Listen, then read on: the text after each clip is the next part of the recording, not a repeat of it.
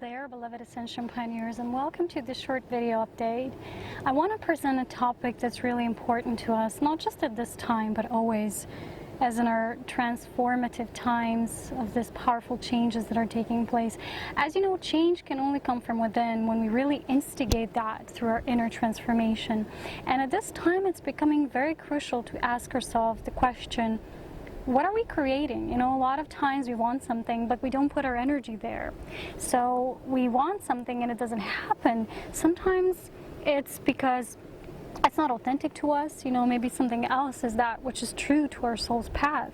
But a lot of times it's also due to the fact that a lot of our soul's commitment, a lot of the energy we put is placed somewhere which no longer fits for us, or parts of our personality that were fed through these old egoic beliefs and attachments created this false illusions on who we are, what we're supposed to be doing. And a lot of energy, what Spirit shows me through my own examples as well, is how this energy can lay dormant and trapped. As Ascension Pioneers, a lot of times we are as life givers. We kind of instigate changes, not just within ourselves, but a lot of others.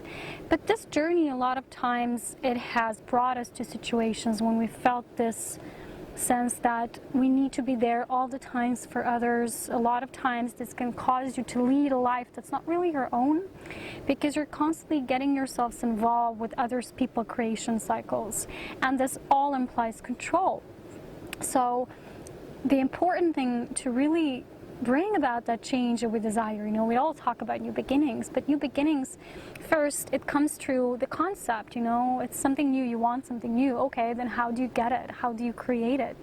Because it's one thing to dream of something, it's one thing to dream of change, it's one thing to dream about a project. You know, a lot of times when I had relationships with people, a lot of them were really moved by this new and they wanted to create something within the new, within this energy of the true soul embodiment, but they didn't yet know how. So there's this eternal question, okay, I want something, but I'm not going to be like a child, you know, it's just like wanting something but not knowing, and then they're having a rampage when you're not getting something. But instead, it's really time to ask ourselves, what do we want to create and how do we do it then? That's the next step. And then the third step is, okay, now just do it. Then it's actual doing it. A lot of times we just, you know, people participate in that which what others are creating. But what that really happens is it takes away their own life force. So if you have been dealing with people or counseling people or thinking you're helping people by always advising them, you know, always being there for them, always overwhelming them with information. A lot of times people ask me, should I share this with someone? Should I talk about this with someone? And sometimes it's good, you know, to kind of, you know, try to crack the nutshell. But a lot of times it's also the energy when you're really sharing information with others can be just mental. If they're not ready for that new, if there's not an opening there that's naturally present within the heart frequency, then it can just be perceived as information. It's not going to be flowing through their internal processing. They're not going to integrate that knowing.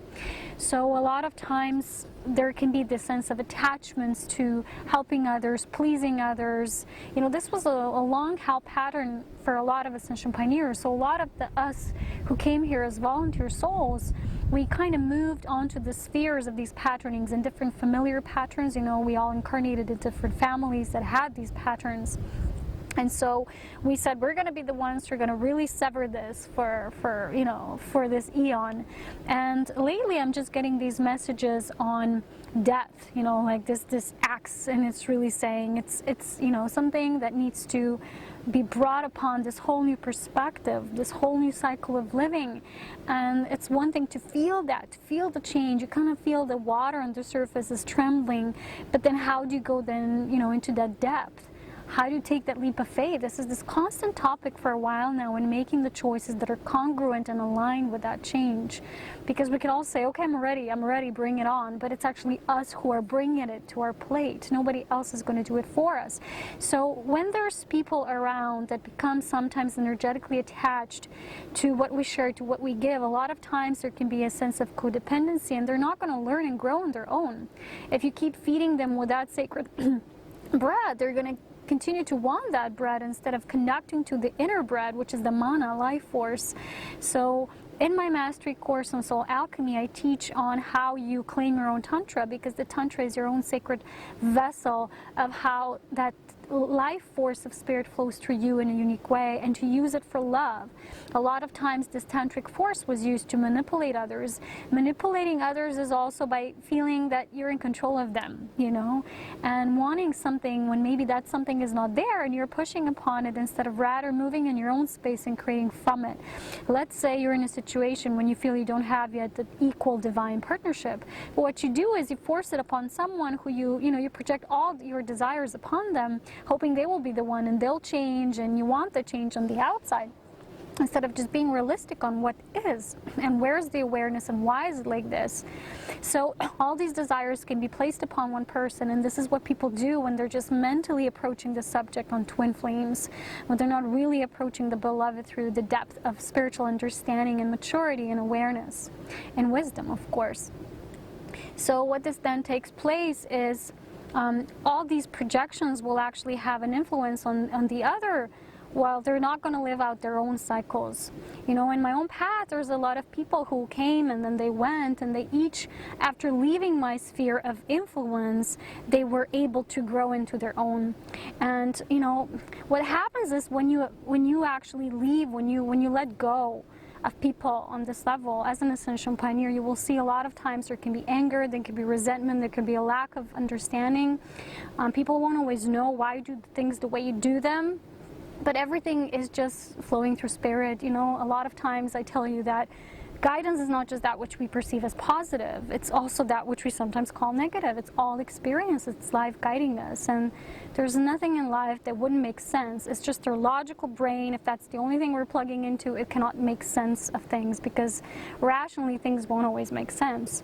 So we need to step into this greater depth of understanding, of clarity, not take things personally, but feel that spirit guidance when we're asked to act on certain things that we're being shown by spirit, or sever certain cords and walk away from certain people. Because if we will feel that they're actually just living off of our own energy, they're not living their full presence, we're not going to help them by continuously saying, look here, do more, you know.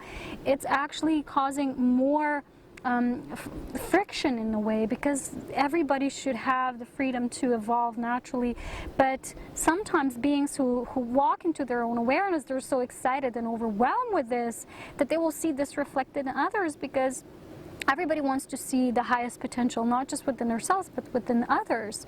So when we're in that awareness, we will continue to hold that space for others, but that does not mean we will impose it upon them. Our relations in the new need to be neutral, they need to be balanced, they need to be pure and egoless. A lot of times when people have this distorted perception of you, they won't see the real you, they'll project things onto you, and you will have to be very clear, very discerning, very brave to stay in your essence. Because when you feel that someone's only partially tuning into you, they're not seeing the whole of you, then you have to be really consciously observant to see what this relationship is really about. A lot of people want everybody they meet right away to be their twin flame, when in fact this is a road of self-discovery, a road of self-knowing and self-mastery, which continues, you know, it keeps on going and expanding, ever growing. And what we do a lot of times, we use our tantric force to control others without even knowing that. And it's because we have certain desires, and you know, it's good to have them when they're soul aligned, but then we also need to trust that when they're happening naturally, it's in flow. When it feels like you need to work hard for it, or force somebody, or force a situation, then it's not natural, it's not organic. So our relations need to be organic, and I've been speaking about this in many of my relationship topics, which is, of course, it's what we're here for. We grow through these relationships, and the more you get into the self, the less you will have that need to be filled with relationships, and the only need there will be for existing co-creational partner who will just share this creation within divine love with you, and you won't have that need to have them to fulfill a desire for you. Let's say you have a desire to go somewhere and you can't even fulfill it yourself, then you want somebody else to do it for you. It doesn't work this way through awareness. This works on lower levels, and people create this manipulating schemes and all of that.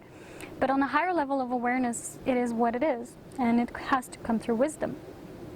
So when you walk into this new cycle, I really, put it in your heart to not be attached to anybody or anything, and to know that love is still there. Love is not that which binds us to someone. It's that which already makes us all whole and equal and one. So when you feel there's not enough equality in the physical sense in your partnerships, then don't try hard to make it so. Become your own equal partner.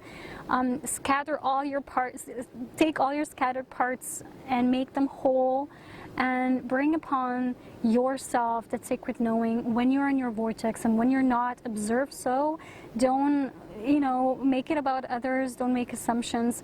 A lot of the relationships that we went through, maybe even for years, they served us, but we've expanded so much, we've outgrown certain things. Let's say you have someone who will constantly be negative, or constantly will banter or judge others, and they're not going to be nice about others when they speak. Even just listening to them makes you a conscious participant of that energy. And once we really step into our integrity, we will see that our relationships will need to change.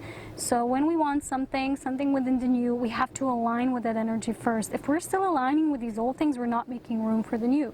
So ask yourself, what do I wish to create? Then the next step, how do I do it? How do I align? How to is always about alignment. And then the third step is about that physical action. Okay, the steps I need to do. Spirit, show me. And then trust those gut impulses you're receiving. Maybe they won't always make sense, but they'll be right for you. They will make sense when it's time for them to make sense. So don't complicate, don't overanalyze, don't overthink. People still often ask me if I can confirm for them if they're twin flames, if they're this and that in a relationship. But let me tell you, it's not just about me. Nobody, even if they say they can, nobody can do this for you, because it's not their job. Each twin soul essence, its aspect is individualized for a reason. So they have their unique patterning, which only they can uncoil. It's the coiling serpents that flow between them in an individualized way, and it's just for them. So how can then somebody read you and say, okay, this is your twin flame, because you're the one who has that unique signature? It's not their job. It's your job to become self-aware, to master yourself, so that you can become a master of relating as well. For us, it's all natural and easy to be alone and take care of ourselves. It's easy to go somewhere and pack only your food, take only your stuff, take care of yourself. But when there's a relationship energy coming in, you got to think for two. Almost like a woman who's pregnant with a baby, she has to think for two and eat for two. And there's always some other energy that's present there, and there's responsibility and commitment through that. And it has to have this conscious effort and devotion. And for those of you who are really strong in your energy, you might have felt like always you've been the one holding the energy way up high. And now it's time to walk away even from that belief, because you don't always have to be on top of things. You don't have to take care of everybody. The caretaking energy begins with ourselves. And this beautifully came through as a spirit message on my weekly guidance. Go to my Facebook page, read the weekly guidance. It has a lot of information. That's as much as I can share at this time. Otherwise, I have other work to do as well. But please, I really put it in your heart. Welcome yourself into this higher space of commitment. First, commit to yourself. If your life doesn't feel like satisfying, or if you constantly find yourself saying, I'm not even living my own life, well, then there's a reason you feel that, because you're plugging into so many other people that you feel like you've lost the sense of your own self. It doesn't have to do anything with identity, such as personality and so, but it's really important that you start to understand yourself and your path, your unique target, so that target can really hit the spot in how it needs to go in the right direction, and then it will already meet with the right others, with the right groups, with the right events, with the right things you're supposed to be creating. So if you're interested as well, I have a beautiful twin soul reunion light activation on my webpage, Serapina Light, under the section Light Activations, which takes you on a journey of first claiming yourself, and then walking away from these relations that were more karmic in nature, and then really moving deeper into that essence of recognizing your beloved as a unique essence that's just you. It is all you. So that's available, but for now I'm going to hang out with my beautiful butterflies here. It's a beautiful day. I'm going to talk to you soon, whenever as I can. So much love, wisdom, and power, and take care. Bye-bye for now.